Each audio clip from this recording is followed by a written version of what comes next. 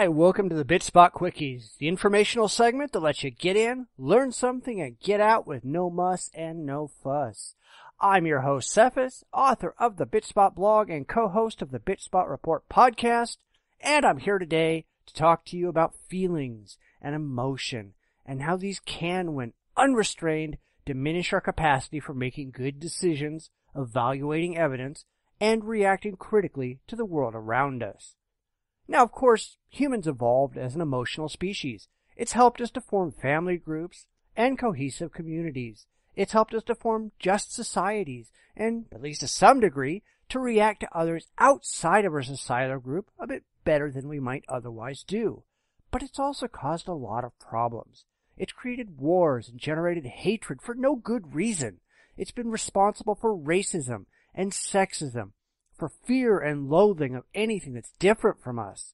It's caused us to believe in things for which there's no good evidence and demand things be so just because it makes us feel good. But as much as we've evolved emotions, we've also evolved an advanced mammalian brain that gives us the ability to think above and beyond our emotional needs and desires.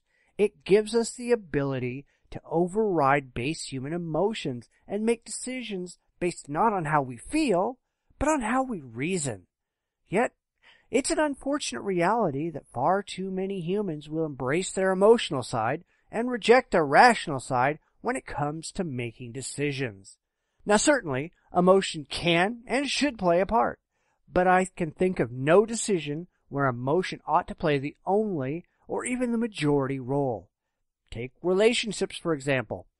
Certainly, the act of falling in love is a very emotional act indeed. But when it comes to deciding if this is a person you want to marry and spend the rest of your life with, emotion only clouds the issue. It makes it much more likely that you'll make the wrong decision. Are we compatible? Do we share things in common? Is this enough to base a lifetime commitment on? These are all very rational questions, and they need to be evaluated rationally. When the emotion fades, as it invariably does, unless there's a strong intellectual underpinning to the relationship, things are going to go south. And people who react only emotionally don't seem to understand why they go through breakup after breakup, because they never move beyond emotional attachment.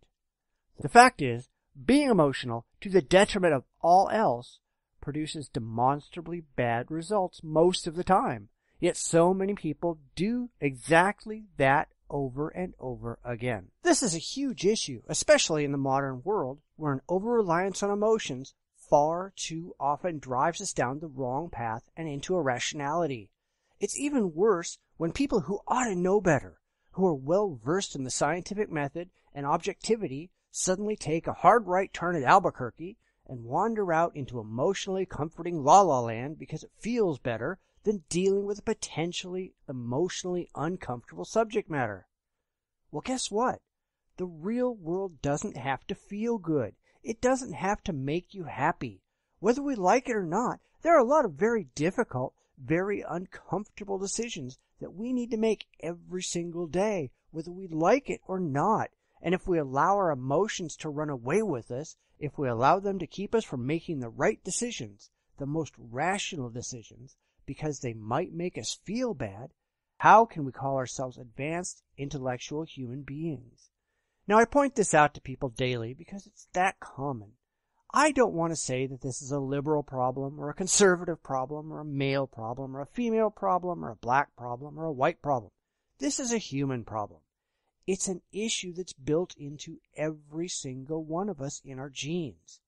That doesn't mean it's not a problem, nor that we shouldn't do our best to overcome it. It's not even that difficult to do if you set your mind to it. Just stop and consider, in any position that you take, whether you're actually acting emotionally or rationally. Are you evaluating the actual evidence, or are you just reacting to it? Are you holding a position because you've intellectually examined it and have accepted the best supported side, or because it gives your ego a boost? What are your reasons for accepting a position? And if you have no reasons, only feelings, then you're doing something wrong. See, the modern world is complex.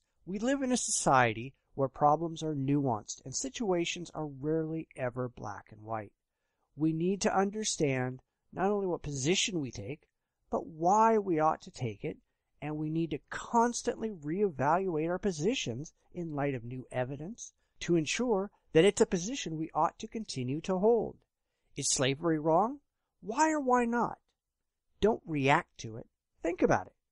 Your emotions may provide a starting point, but they should never, ever, ever be the end-all, be-all of your argument. If it is, then why bother with your brain? Why pretend to be educated, intellectual, or rational? Just shut down your higher brain functions and drift through life on nothing but primitive brain chemistry, because that's all you're doing, and you need to be better than that. Thanks for listening. I'll be back again soon with another Bitchspot Quickie. Be sure to visit our site, check out my blog, and listen to the podcast. I always welcome commentary and suggestions, as well as ideas for future quickies. And now, away I go.